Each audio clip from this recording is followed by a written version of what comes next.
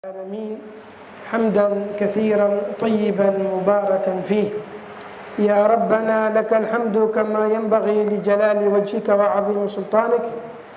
سبحانك لا نحصي ثناء عليك أنت كما أثنيت على نفسك، فلك الحمد حتى ترضى، ولك الحمد إذا رضيت، ولك الحمد قبل الرضا، ولك الحمد بعد الرضا.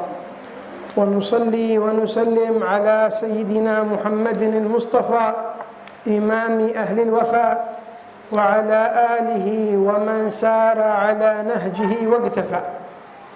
أما بعد، تكلمنا في درسنا الماضي عن أقسام الحكم العقلي، وتكلمنا عن الأحكام المطلقة الثلاثة.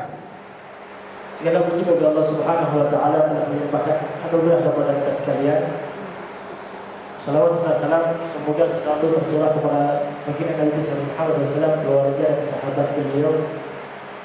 Dalam pertemuan yang lalu sudah kita bahas tentang macam-macam hukum secara mutlak, yaitu ada hukum syar'i, ada hukum adi dan juga hukum aqli. Dan juga pembagian hukum aqli dalam pertemuan lalu pun sudah kita bahas. وذكرنا أن الحكم العقلي ينقسم إلى ثلاثة: واجب ومستحيل وجائز. Dan hukum aqli itu dibagi menjadi dua, menjadi tiga, yaitu ada hukum, yaitu ada wajib, ada mustahil, dan juga ada yang jaiz. سنتكلم اليوم عن معنى كل قسم من أقسام الحكم العقلي. Dalam hari ini insyaallah kita akan membahas tentang semua macam-macam daripada hukum aqli tersebut. القسم الأول من أقسام الحكم العقلي الواجب. Pembagian yang pertama daripada hukum aqli adalah wajib. والواجب هو الذي لا يتصور في العقل عدمه. Yang dimaksud wajib secara logika kita adalah setiap sesuatu yang tidak tergambar dalam otak kita akan ketiadaannya. بمعنى آخر من المستحيل عدمه. Dalam arti yang lain, mustahil kalau tidak ada. كوجود السمع لله تعالى، هذا مستحيل أن لا يكون موجود، لا يتصور العقل عدم وجود السمع له تعالى. Seperti kita tetapkan bahwasanya Allah Subhanahu wa taala Maha mendengar. Mustahil kalau Allah Subhanahu wa taala tidak memiliki sifat mendengar. وكون السماء أعلى والأرض أسفل، هذا أمر لا يتصور العقل عدمه. Dan juga seperti langit itu tinggi dan bumi itu di bawah, dan tidak akan mungkin akan ketiadaan keduanya tersebut. ومثله احتياج الجسم إلى محل يحل فيه. Dan juga seperti butuhnya suatu benda akan tempat untuk menempatkan benda tersebut. لا يتصور العقل وجود جسم من غير محل، مستحيل. Tidak mungkin ditemukan ada suatu benda namun tidak memakan tempat. ما دام أنه جسم لابد أن يكون له محل. Kalau seandainya selama itu ada benda, pasti membutuhkan tempat. ومثله ملازمة الجسم للحركة أو السكون، فلا يتصور عدم الأمرين معا، إما حركة وإما سكون، لكن يقول لي هذا جسم ليس متحرك وليس ساكن. إيش هذا؟ واجب أن يكون متحرك أو ساكن. Dan satu benda atau benda apapun, maka satu di antara dua, imma benda tersebut bergerak atau diam. Gak mungkin kalau seandainya satu benda mempunyai dua sifat dalam satu waktu. Benda diam dan bergerak, gak mungkin. Imma dia bergerak atau imma dia diam. Itu sifat benda tersebut. والمستحيل هو الذي لا يتصور في العقل وجوده، أي يتصور عدمه، عكس الواجب. Adapun yang mustahil adalah perkara yang tidak mungkin keberadaannya tersebut, atau dengan artian berbeda dengan yang wajib tersebut. مثل عدم قدرة الله سبحانه وتعالى، فإن العقل لا يتصور عدم وجود قدرة لله سبحانه وتعالى، مستحيل هذا. Seperti meniadakan akan kekuasaan Allah Subhanahu wa taala. Ini sesuatu yang mustahil, tidak dimungkinkan Allah Subhanahu wa taala tidak memiliki sifat qudrah. وكذلك مثل خلو الجسم عن محل يقوم فيه أو خلوه عن الحركة والسكون، هذا مستحيل. Dan dimustahilkan suatu benda, ada satu benda tidak perlu dengan tempat, atau benda tersebut tidak bergerak atau tidak diam. Tidak mungkin benda tersebut pastinya benda itu akan memiliki dan butuh dengan tempat dan juga satu di antara dua, ima bergerak atau diam. وأما الجائز فهو الذي يتصور في العقل الأمرين، وجوده وعدمه، يتصور وجوده ويتصور كذلك عدمه، ممكن يكون موجود وممكن يكون معدوم، هذا يسمونه جائز. Adapun yang jaiz adalah sesuatu yang bisa dicerna oleh akal pikiran kita akan ketiadaan dan adanya. Mungkin saja ada, mungkin aja juga tidak ada. كجعل الشقي سعيد أو جعل السعيد شقي، هذا أمر ممكن يكون. Seperti menjadikan ya Allah Subhanahu wa taala memilih ada orang yang beruntung masuk surga, ada orang yang celaka masuk neraka. ومثل أن يثيب العاصي، إنسان عاصي يثيبه الله، وأن يعاقب المطيع إنسان يقوم بالطاعة يعاقبه الله، هذا جائز. Ada contoh Allah Subhanahu wa taala memberikan pahala kepada orang yang bermaksiat atau menyiksa orang yang taat kepada Allah Subhanahu wa taala. Ini hak fitonya Allah Subhanahu wa taala, sesuatu yang jaiz yang mungkin untuk Allah. جائز أن يدخل العاصي إلى الجنة وأن يدخل المطيع إلى النار، جائز في حقه سبحانه وتعالى. Dimungkinkan juga sifat jaiz itu Allah Subhanahu wa taala memasukkan orang yang taat ke dalam neraka, orang yang bermaksiat dimasukkan dalam surga. Itu haknya Allah Subhanahu wa taala, mungkin saja hal tersebut terjadi. كما أنه من الممكن أن يؤلم الطفل الذي لا ذنب له. Sebagaimana dimungkinkan Allah Subhanahu wa taala untuk memberikan penyakit kepada anak bayi yang tidak punya dosa sama sekali. كما نشاهد في واقعنا أن الطفل قد يمرض ويتألم لا ذنب له. Dan sering kita lihat bahwasanya ada anak kecil dia sakit padahal dia tidak punya dosa sama sekali. كل ذلك جائز في حق الله. Itu semuanya diperbolehkan mungkin untuk Allah Subhanahu wa taala. ولا يوصف بكونه ظالما سبحانه وتعالى أبدا. Dan tidak dimungkinkan Allah Subhanahu wa taala bersifatan zalim kepada hambanya. شوف، يدخل المطيع إلى النار ويدخل العاصي إلى الجنة، ما يسمى ظالم؟ لا، ما يسمى ظالم. Allah memasukkan orang taat ke neraka. Allah memasukkan orang bejat ke dalam surga. Apakah Allah Subhanahu wa taala zalim? Enggak, Allah tidak zalim sama sekali. لأن الظالم هو الذي يتصرف في ملك الغير. Karena yang dinamakan zalim adalah orang yang menggunakan barang orang lain. أما الذي يتصرف في ملك نفسه في ملكه ما يسمى ظالم. Adapun orang yang menggunakan barangnya sendiri, miliknya sendiri, maka orang tersebut tidak dikatakan zalim. والخلق كلهم عبيد الله. Dan semua makhluk adalah budaknya Allah Subhanahu wa taala. فهو يتصرف في عبيده كيف شاء. Allah Subhanahu wa taala boleh menggunakannya dalam hal apapun semuanya. كما قال صاحب الزبد يثيب من أطاعه كما له عقاب من أطاعه كما يثيب من عصى ويولي نعمة، كذا له أن يؤلم الأطفال ووصفه بالظالم استحالة. Sebagaimana disebutkan dalam surah Al-Zubat bahwasanya sebagaimana sifat jaiznya Allah Subhanahu wa taala dimungkinkan Allah itu memasukkan dan memberikan pahala kepada orang yang bermaksiat dan memberikan pahala atau memasukkan surga kepada orang yang bejat dan memasukkan neraka orang yang bertaat kepada Allah Subhanahu wa taala. Tidak ada zalim bagi Allah Subhanahu wa taala. أيضا من الأمور الجائزة في حقه تعالى إرسال الرسل، أمر جائز. إن شاء أرسلهم وإن لم يشاء لم يرسلهم. Allah Subhanahu wa taala mengutus seorang nabi kepada umat, itu pun semuanya hal yang jaiz bagi Allah Subhanahu wa taala. Kalau Allah akan diutus, begitu juga kalau seandainya Allah tidak mau, Allah tidak mengutus seorang nabi kepada mereka. وهذا خلافا للمعتزلة والسمنية. Ini berbeda pendapat dengan Al-Mu'tazilah dan Sumaniyah. هاتين الفرقتين أو هاتان الفرقتان قال أنه يجب على الله. Mereka berdua ini, Mu'tazilah dan Sumaniyah ini, mereka mengatakan bahwasanya Allah Subhanahu wa taala wajib mengutus seorang rasul kepada manusia.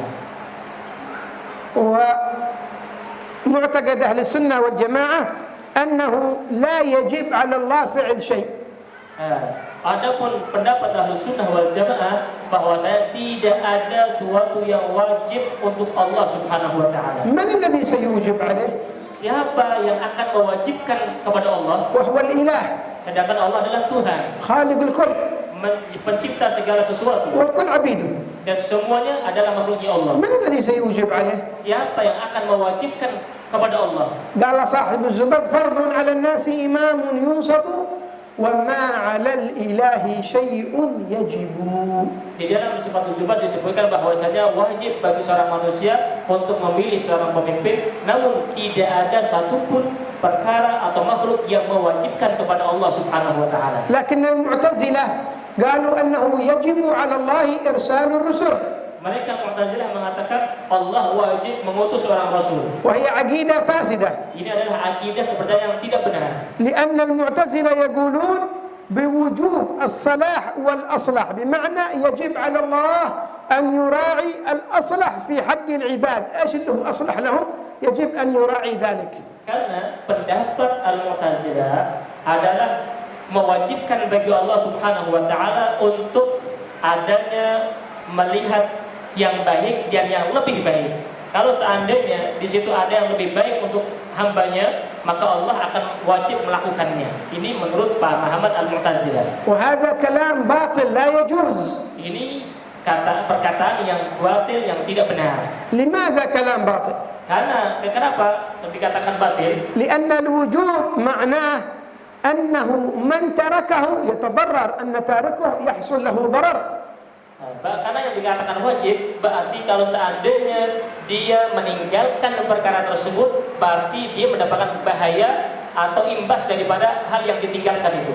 مثال: Contoh, إذا ترك الإنسان واجب من الواجبات مثل الصلاة والصوم والحج مع القدرة عليه، إذا تركه فإنه يتضرر بدخول النار وبعقاب الله سبحانه وتعالى. إذا ترك الواجب يعرض صاحبه إلى الضرر. sama seperti orang yang meninggalkan suatu kewajiban seperti sholat, puasa dan sebagainya. Maka orang yang meninggalkan kewajiban, orang tersebut akan mendapatkan bahaya dari Allah Subhanahu wa taala, akan dimasukkan dalam nerakanya Allah Subhanahu wa taala. Jadi sesuatu yang diwajibkan berarti ada akibatnya. فإذا قلنا بما يقول المعتزلة والعياذ بالله وقلنا أن على الله واجب، لكان معنى ذلك أنه سبحانه وتعالى يتضرر بتركه، وهذا لا يقول به إنسان مسلم أبدا. Kalau seandainya kita merenungkan pemahaman daripada Al-Mu'tazilah, maka kita akan mengatakan bahwasanya Allah Subhanahu wa taala wajib untuk melakukan sesuatu. Berarti kalau Allah wajib melakukan sesuatu yang baik kemudian ditinggalkan Allah Subhanahu wa taala, berarti Allah mendapatkan bahaya atau imbas daripada apa yang tidak dilakukannya. Maka hari ini tidak masuk akal Allah ya meninggalkan sesuatu kemudian mendapatkan bahaya daripada apa yang ditinggalkan itu. فهل يتضرر المولى سبحانه وتعالى بترك إرسال الرسل أو بعدم مراعاة الأصلح؟ هذا كلام لا يقول به أحد من أهل الملة أبدا. Apakah Allah Subhanahu wa taala akan mendapatkan imbas atau kebahayaan ketika Allah tidak mengutus seorang nabi, atau Allah Subhanahu wa taala tidak menjaga mana yang baik, mana yang lebih baik?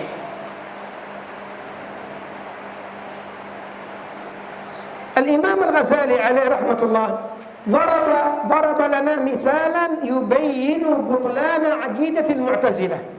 Al-Imam Al-Ghazali menjelaskan kepada kita bahwasanya akidah Mu'tazilah sangatlah salah. قال نفرض مناظرة يوم القيامة بين صبي وبين بالغ مات مسلمين. Dicontohkan oleh Al-Ghazali, besok contohnya kalau seandainya ada hari kiamat, kemudian ada dua orang yang saling berdebat, yaitu anak kecil dan juga ada orang yang sudah balik, dua-duanya muslim. فيرفع الله البالغ إلى درجة عالية لأنه عمل أعمالا كثيرة. Allah akan mengangkat derajat orang yang sudah balik tadi dengan derajat yang tinggi karena dia sudah beribadah kepada Allah dengan ibadah yang banyak. ويفضله الله على الصبي Dan lebih mengunggulkan daripada anak kecil tadi. لأن هذا البالغ تعب في الإيمان والطاعات. Karena orang yang sudah balik ini dia sudah capai dalam beribadah kepada Allah, taat kepada Allah. وعلى قول المعتزلة هذا واجب على الله والعياذ بالله.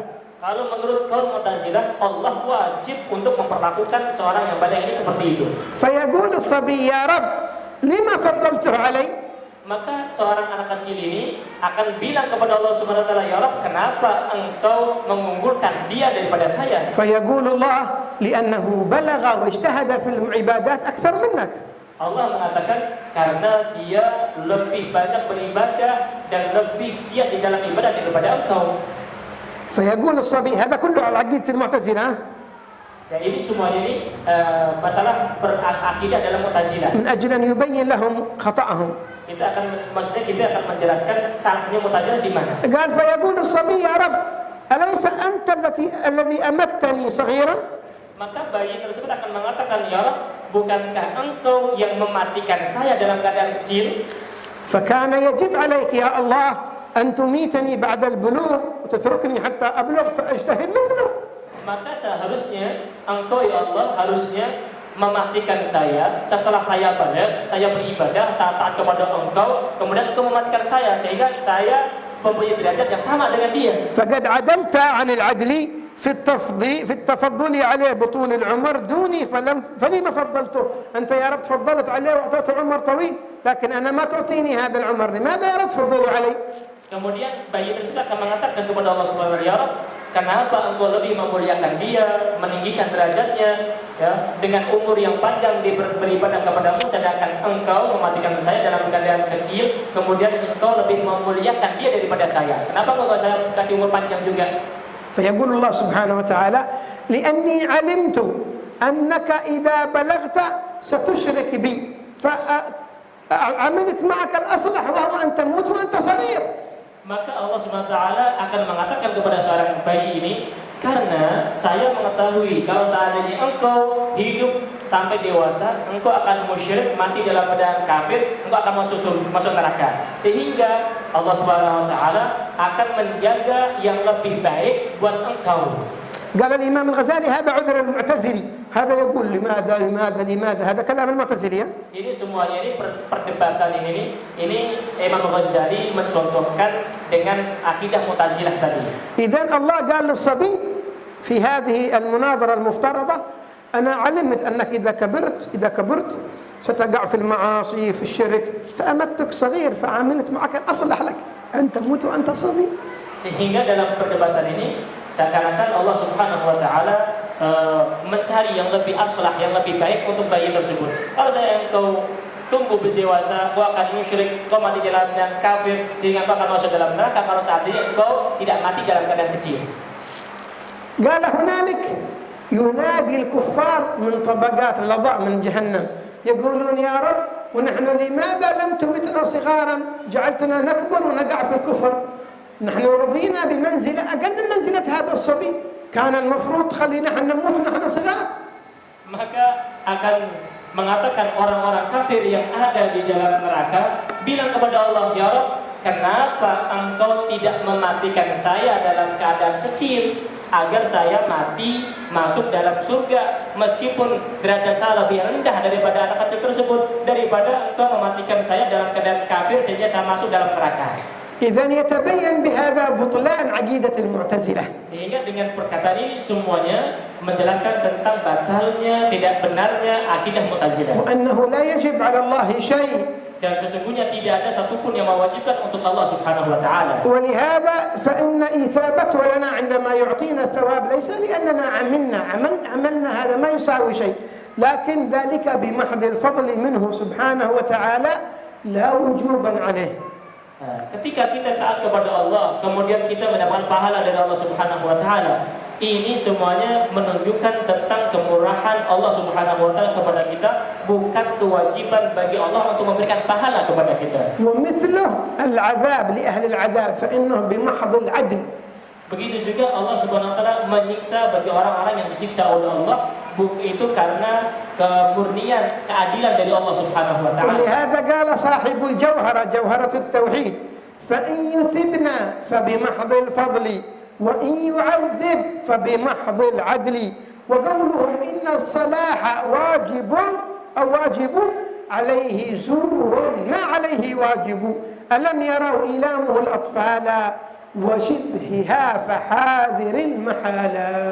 Sebagaimana disebutkan dalam Jahrut Tauhid bahwasanya ketika Allah memberikan pahala kepada kita itu murni kemurahan Allah, karunia Allah. Dan apabila Allah memberikan siksa kepada orang yang disiksa itu murni keadilan Allah Subhanahu wa taala. Adapun ucapan mereka kaum Mu'tazilah mengatakan bahwasanya yang terbaik seperti ini wajib bagi Allah Subhanahu wa taala, ini adalah perkara yang bohong, yang dusta. Tidak ada sesuatu yang mewajibkan atas Allah Subhanahu wa taala. Sebagaimana Allah Subhanahu wa taala memberikan rasa sakit kepada anak kecil dan sebagainya, maka hati-hatilah hal-hal yang seperti ini. كذلك ظهرت هناك فرقتان ضالتان. Dan di situ ada dua kelompok yang dua-duanya sesat. الفرقة الأولى السمنية. Yang kedua adalah As-Sumaniyah. وهم نسبة إلى بلد بالهند تسمى سومنات. Nah, ini orang-orang yang mempunyai golongan Sumaniyah ini, dia dinisbatkan kepada suatu daerah di Hindia sana namanya Sumenat. وهؤلاء يعبدون الأصنام فهم كفار. Mereka adalah orang-orang yang menyembah berhala, kafir kepada Allah Subhanahu wa taala. والفرقة الأخرى البراهمة. Yang kelompok yang selanjutnya adalah Al-Barahimah. نسبة إلى رئيسهم برهام أيضا هم قوم كفار.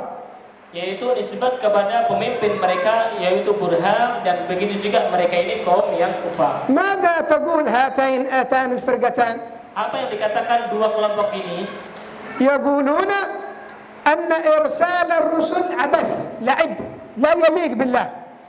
Mereka mengatakan bahwasanya mengutus para nabi itu adalah sesuatu yang tidak perlu dilakukan oleh Allah Subhanahu wa taala sebenarnya. إذن كيف الناس يعرفون الله؟ Maka bagaimana manusia akan mengenal Allah Subhanahu wa taala? قالوا أن العقل يغني عن إرسال الرسل ما نحتاج إلى إرسال الرسل يكفي العقل. Menurut mereka bahwasanya akal itu sudah tidak membutuhkan daripada Rasul untuk mengenal Allah Subhanahu wa taala. قالوا أن العقل إذا رأى شيئا حسنا فعله وإن رأى شيئا قبيحا تركه. Mereka mengatakan bahwasanya akal tabiatnya itu apabila melihat sesuatu yang baik dia akan menjalankan, apabila melihat sesuatu yang buruk akan ditinggalkan. طيب فإذا كان العقل رأى شيء لم يره حسنا ولا قبيحا. Terus kalau seandainya akal tersebut melihat sesuatu yang tidak baik dan tidak jelek, قالوا مخير إن شاء فعله وإن شاء تركه حتى لو لم تأتي به الرسل. maka dia mengatakan bahwasanya orang akan memilih satu dari antara dua, imma dia meninggalkan atau menjalankannya. هذه عقيدة باطلة. Ini akidah yang salah. لماذا العقيدة باطلة؟ Kenapa akidah ini salah? لأن عقول الناس لا تستوي. Karena akal manusia tidak sama. وأكبر دليل على ذلك أن كثير من أصحاب العقول والعباقرة لم يهتدوا إلى الله، عقولهم ما وصلتهم إلى الله. Dalil yang sangat jelas bahwasanya berapa banyak orang-orang yang pintar, yang cerdas akalnya, pintar, namun mereka tidak mendapatkan hidayah untuk beriman kepada Allah Subhanahu wa taala. وهذا مع إرسال الرسل عقولهم لم تهديهم إلى الله مع إرسال الرسل، فكيف من غير إرسال الرسل 100% أن هذه العقول لا تستطيع أن توصلهم إلى الله. Hal yang seperti ini dibarengi dengan diutusnya para nabi, diutus oleh Allah Subhanahu wa taala kepada mereka untuk menjelaskan. Bagaimana kalau seandainya tidak ada rasul untuk menjelaskan mereka, maka otak mereka tidak akan menerima sama sekali kebenaran Allah Subhanahu wa taala. فكثير من العقول لا تهتدي إلى شيء. Maka kebanyakan akal itu tidak menunjukkan kepada sesuatu. ومذهب أهل السنة والجماعة أن إرسال الرسل جائز في حق الله تعالى كما قال صاحب جوهرة التوحيد ومنه إرسال جميع الرسل فلا وجوب بل بمحض الفضل. Dan ahlu sunnah mengatakan bahwasanya diutusnya para rasul, Allah mengutus para rasul itu termasuk daripada hak yang jaiz, diperbolehkan, dimungkinkan oleh Allah Subhanahu wa taala, bukan sesuatu yang wajib, bukan sesuatu yang mustahil. Sebagaimana disebutkan dalam Jauharah, termasuk daripada jaiz adalah Allah mengutus seorang rasul, maka tidak wajib dibagi Allah Subhanahu wa taala, namun kemurnian karunia dari Allah Subhanahu wa taala. وعندنا في مسألة العقل 3 مذاهب سنذكرها بعد قليل إن شاء الله. Adapun permasalahan akal akan disebutkan nanti, ada 3 permasalahan. عرفنا الآن أن الواجب والجائز والمستحيل هي أقسام الحكم العقلي. Jadi ada wajib, ada mustahil, ada jaiz. Ini adalah macam-macam hukum akal. من المكلف بهذا الخطاب أو من المخاطب بهذا الخطاب معرفة الواجب والمستحيل والجائز في حق الله؟ Siapa yang diwajibkan untuk memahami tentang wajib, mustahil dan jaiz bagi Allah Subhanahu wa taala ini? المخاطب بذلك هو المكلف شرعا. Yang wajib untuk mempelajari adalah orang yang mukallaf secara syar'i. وإذا قلنا المكلف شرعا معناه البالغ العاقل. Kalau kita mengatakan bahwasanya mukallaf syar'an, berarti dia adalah orang yang baligh dan berakal. سليم الحواس. Orang yang selamat panca inderanya. خرج بذلك الصبي فإنه غير مكلف. Berarti tidak termasuk daripada mukallaf adalah anak kecil. وخرج به البالغ المجنون فإنه غير مكلف. Tidak termasuk mukallaf adalah orang yang sudah baligh namun gila. بشرط أن يكون جنونه قبل البلوغ.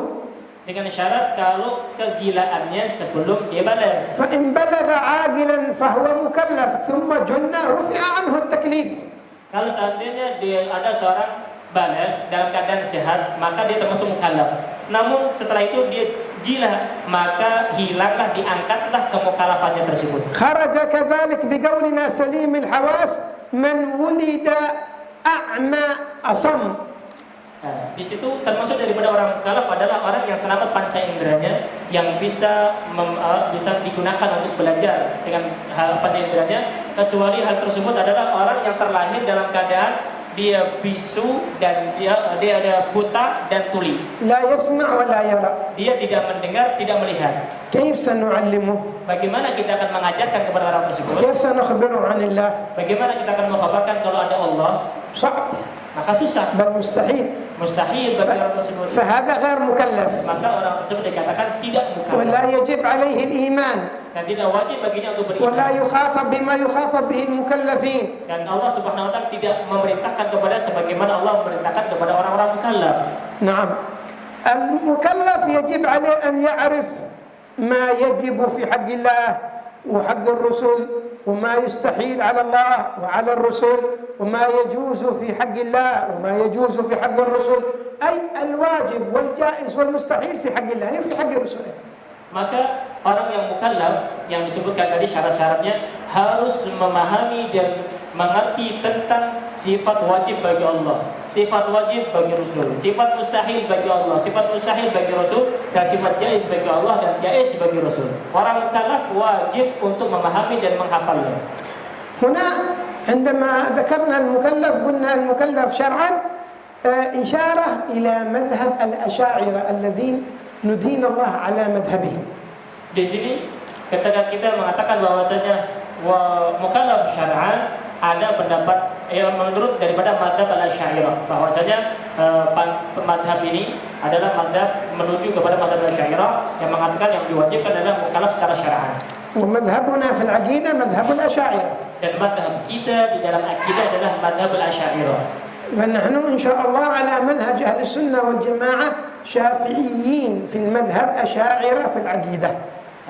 Insya Allah kita ini mempunyai di dalam mazhab fikih adalah Imam Syafi'i, adapun mazhab al-aqidah adalah mazhab al-Asy'ariyah. مذهب الأشاعرة أن المعرفة وجبت بالشرع لا بالعقل. Menurut mazhab al-Asy'ariyah yang kita ikuti ini, bahwasanya pengetahuan tentang Allah Subhanahu wa taala itu wajib secara syar'i, bukan secara akal dan logika. وكذلك جميع الأحكام عندهم وجبت بالشرع إذ لا حكم قبل الشرع لا أصليا ولا فرعيا، لا نقدم شيء على الشرع أبدا.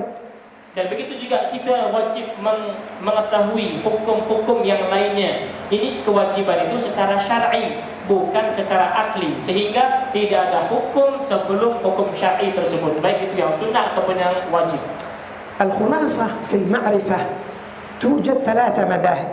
Al-khulasah intisari daripada pemahaman ma'rifah, pengenalan kepada Allah, ada 3 madhab. المذهب الأول مذهب الأشاعرة الذي ذكرناه، وهو أن المعرفة والأحكام الشرعية ثبتت بالشرع.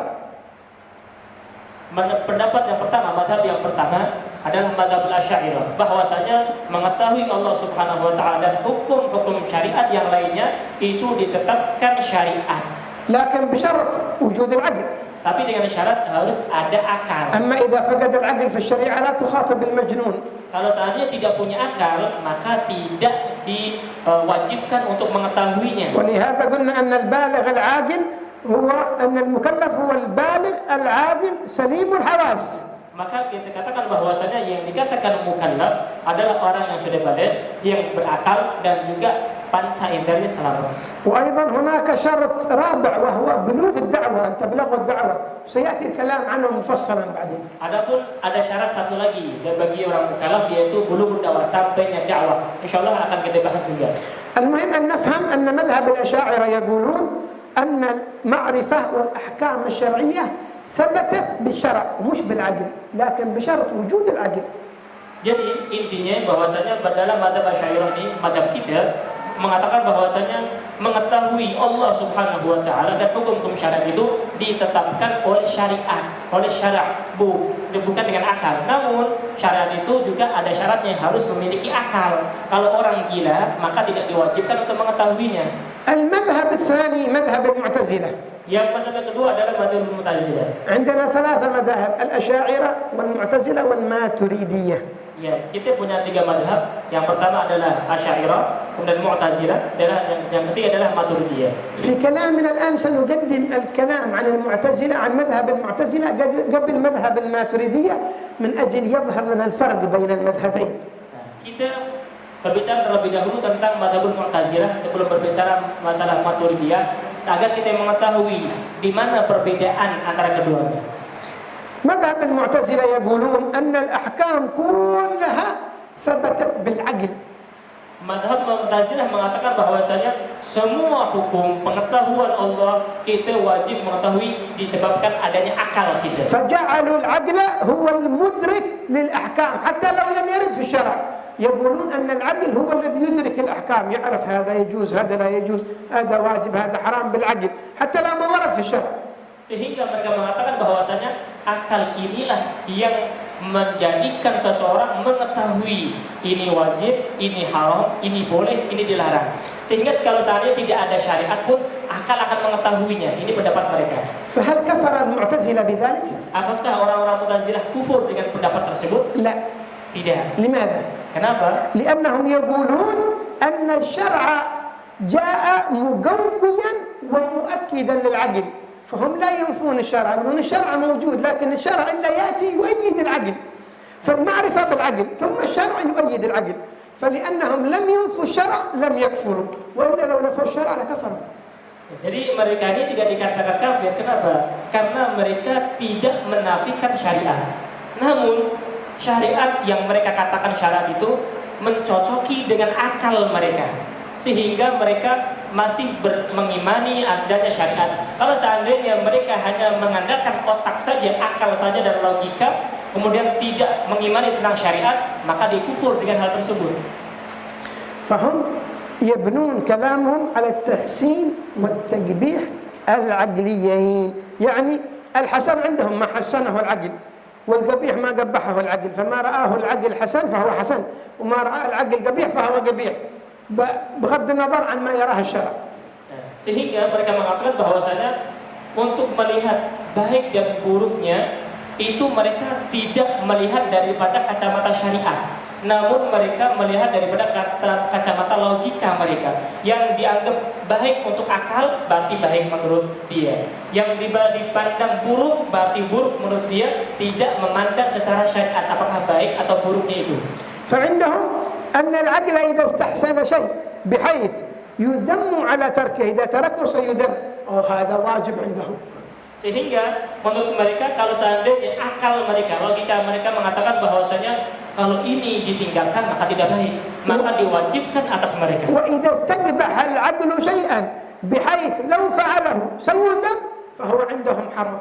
Sehingga mereka mengatakan juga kalau seandainya dia meninggalkan hal tersebut kemudian tercela, maka bagi mereka melakukan sesuatu kemudian tercela, maka hukumnya haram bagi mereka menurut akal mereka. لكن أهل السنة والجماعة يقولون أن الحسن ما حسنه الشرع والقبيح ما قبحه الشرع، مش العقل. Namun ahli sunnah wal jamaah mengatakan bahwasanya baik dan buruknya sesuatu itu adalah sesuatu yang timbangannya syariat. Sesuatu yang baik adalah yang diperbaiki oleh syariat, yang buruk adalah yang memang dianggap buruk oleh syariat. إذا بنمشي على عقول الناس مشكلة كبيرة. Kalau seandainya kita akan menjalankan akal manusia hal seperti ini, maka ada timbul permasalahan yang besar. عقول الناس مختلفة. Karena akal manusia berbeda-beda. مثلا هذا يرى هذا الشيء قبيح والآخر يرى حسن. Karena satu melihat ini sesuatu yang baik, namun yang lain mungkin menganggapnya sesuatu yang buruk. فممكن لعقل الإنسان أن يرى أن الزنا حسن بالنسبة له. Maka manusia akan melihat dengan akalnya bahwa zina baik untuk dia. وأن يرى أن شرب الخمر حسن بالنسبة له. Dan juga minum minuman keras baik untuk dia. فكيف يكون ذلك؟ Maka bagaimana hal seperti terjadi? إذن الحسن والقبح مرجع إلى الشرع. Oleh karena itu, baik dan buruknya sesuatu itu semuanya kembali kepada syariat. المذهب الثالث مذهب الماتريدية. Mazhab yang ketiga adalah mazhab al-Maturidiyah. يقولون أن وجوب المعرفة بالعقل. الماتريدية يقولون. Mereka mengatakan bahwasanya wajibnya mengetahui tentang Allah Subhanahu wa taala itu dengan akal. لكن قصدهم مش مثل المعتزلة، لا. Namun pemahamannya beda dengan Mu'tazilah. معنى كلامهم أن هذا الأمر لو لم يرد فيه الشرع لأدركه العقل استقلالا.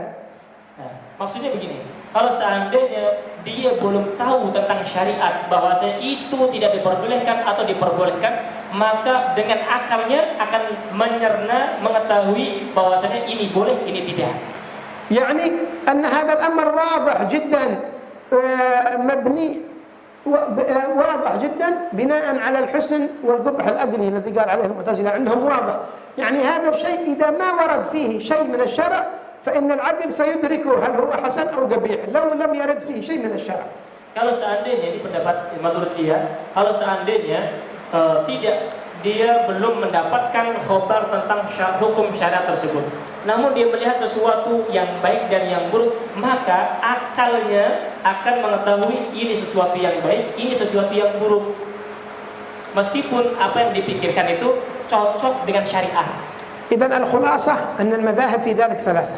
Jadi al-khulasan dalam permasalahan ini ada 3 pendapat. الأشاعرة Yang pertama adalah Asy'ariyah. وهم يقولون أن المعرفة والأحكام الشرعية مبنية ثبتت بالشرع لا بالعقل. Yaitu mereka mengatakan bahwasanya pengetahuan Allah dan juga hukum-hukum syariat itu ditetapkan oleh hukum syariat bukan dengan akal kita. لكن بشرط العقل. Namun dengan syarat harus. المذهب الثاني مذهب المعتزلة. Yang kedua adalah mazhab Mu'tazilah. وهم يقولون أن الأحكام تثبت بالعقل. Mereka mengatakan bahwasanya hukum-hukum itu ditetapkan oleh akal dan logika. والمذهب الثالث مذهب الماتريدية. Yang ketiga adalah mazhab Maturidiyah. يقولون أن وجوب المعرفة بالعقل بمعنى أنه لو لم يرد الشرع بها لأدركها العقل لوضوحها. Yang mengatakan bahwasanya adanya kewajiban untuk mengetahui Allah Subhanahu wa taala itu dengan akal mereka. Kalau seandainya tidak ada syariat yang datang kepadanya, dia belum ngerti sama sekali tentang syariat, dia akan mengetahui dengan akalnya ini baik atau buruk. طيب ما المراد بالتكليف؟ Apa itu yang dimaksud taklif? قالوا أن التكليف معناه إلزام ما فيه كلفة. Yang dimaksud taklif adalah mewajibkan sesuatu yang di situ ada sedikit beban. وهذا هو الأرجح. Ini yang dimaksud yang arjah seperti itu. وقيل طلب ما فيه كلفة. Yaitu tuntutan untuk melakukan sesuatu yang di situ ada bebannya. ما الفرق بين التعريفين إلزام ما فيه كلفة أو طلب ما فيه كلفة؟ Apa perbedaan antara ilzam dan talab di sini? إذا أخذنا بالتعريف الأول وهو إلزام ما فيه كلفة فيكون هذا التعريف مقتصرا على الواجب والحرام فقط. Kalau seandainya kita mengambil definisi yang pertama, taklif adalah melazimkan atau mewajibkan sesuatu yang di situ ada bebannya, berarti di situ hanya ada wajib dan haram saja. فالإلزام لا يكون إلا في الواجب والحرام. Karena al-ilzam itu hanya di dua hal, yaitu wajib dan haram. لهذا عندما عرفوا الواجب أو الفرض قالوا هو ما طلبه الشارع طلبا جازما. Sehingga ta'rif daripada al-wajib adalah yang dituntut oleh syariat dengan tuntutan yang pasti. وعندما عرفوا الحرام قالوا ما نهى عنه الشارع نهيا جازما. Dan ta'rif daripada haram adalah sesuatu yang dilarang oleh syariat dengan pelarangan yang pasti. فالإلزام لا يكون إلا في الواجب والحرام فقط. Sehingga al-ilzam, kewajiban itu hanya ada di dua hal, yaitu wajib dan haram saja. الواجب لازم فعله Wajib lazim harus dilakukan, والحرام لازم تركه. dan haram wajib untuk ditinggalkan. لكن لو قلنا طلب ما في كلفة فيدخل فيه أيضا مع الواجب والحرام يدخل المندوب ويدخل المباح ويدخل المكروه. Kalau seandainya di situ ada pelaziman, namun tidak ada beban, maka di situ akan masuk ada namanya sunnah atau mubah atau makruh, akan masuk pada tarif tersebut. وهي أحكام الشرع السبعة تدخل كلها. Yaitu hukum syar'i yang 7. كما قال صاحب الزبد أحكام شرع الله 7 تقسم: الفرض والمندوب والمحرم والرابع المكروه ثم ما أبيح والسادس الباطل واختم بالصحيح. 7 أحكام. Sebagaimana disebutkan oleh Syaikhul Zubair bahwasanya hukum syariat ada 7, yaitu wajib, haram, makruh, mubah, kemudian apa lagi? Sunnah, dan juga batil, dan juga sahih. Ada 7 hukum. وذكرنا أن شروط التكليف 4. Dan kita menyebutkan bahwasanya syarat taklif ada 4. العقل، Yang pertama adalah berakal, البلوغ، dan sudah badar, سلامة الحواس. selamat pada inderanya. وتكلمنا عن هذه الثلاثة. Kita sudah membicarakan tentang 3 hal. يبقى الرابع وهو بلوغ الدعوة، Yang keempat adalah sampainya dakwah kepada orang tersebut. وهذا فيه تفصيل طويل. Ini ada perincian penjelasan yang sangat panjang. ويترتب عليه أحكام طويلة متعلقة بما مضى قديما وما هو موجود الآن في العالم. Sehingga hal itu berhubungan dengan hukum-hukum yang telah lalu dan yang hukum yang sekarang juga. سنتكلم عن هذا إن شاء الله تعالى في الدرس القادم بإذن الله. Jadi insyaallah kita akan membicarakan pembahasan tentang ulumul dakwah dalam pertemuan akan datang insyaallah. وفقنا الله وإياكم. Semoga Allah berikan taufik kepada kita sekalian. تفضلوا، هل عنده سؤال؟ Mungkin ada yang ingin bertanya, silahkan. Masalah pelajaran yang kita kaji pada siang hari ini.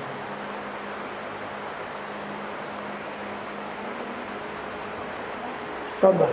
ما معنى أهل الملة؟ أهل الإسلام. Ahlul millah disebut juga ahlul Islam, orang Islam.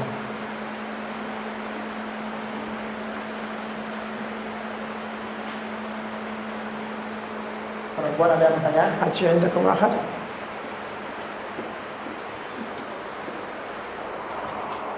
Yang pertanyaan yang ada hubungannya dengan kajian ya, jadi nyambung. أصحاب العشائرة وأصحاب الماتريدية هما أهل السنة والجماعة، والمعتزلة ليس من أهل السنة. لا، المعتزلة خرجوا عن مذهب أهل السنة والجماعة.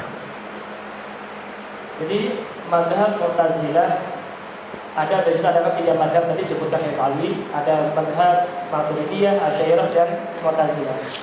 هل معتزلة موجودين الآن؟ Al-Mu'tazilah apakah ada di zaman sekarang? بهذا الاسم غير موجودين، Dengan nama Mu'tazilah tidak ada. لكن أفكارهم لا زالت موجودة عند البعض، Namun pemikirannya masih ada. مثل الليبرالية وغيرهم. Seperti liberal, pemikiran liberal. وبعض الفرق توجد عندهم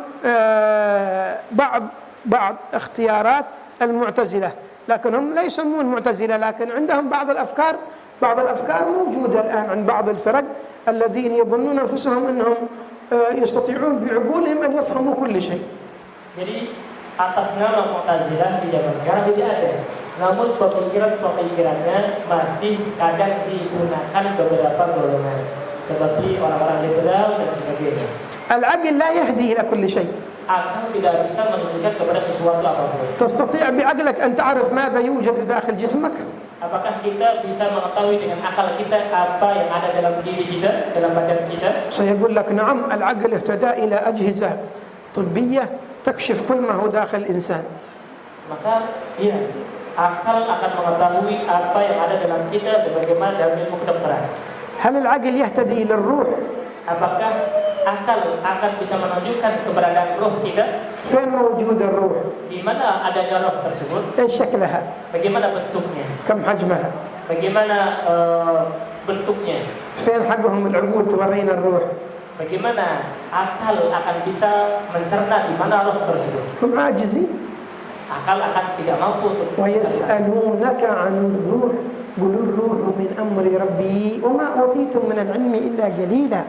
Sehingga dikatakan dalam Al-Quran, Allah SWT mengatakan ketika mereka bertanya tentang ruh, maka dijawab oleh Rasulullah SAW, ruh adalah urusan dari Allah Subhanahu Wa Taala. Kalian diberikan ilmu adalah sedikit. تفضل عن شيء. Ada lagi? Ada?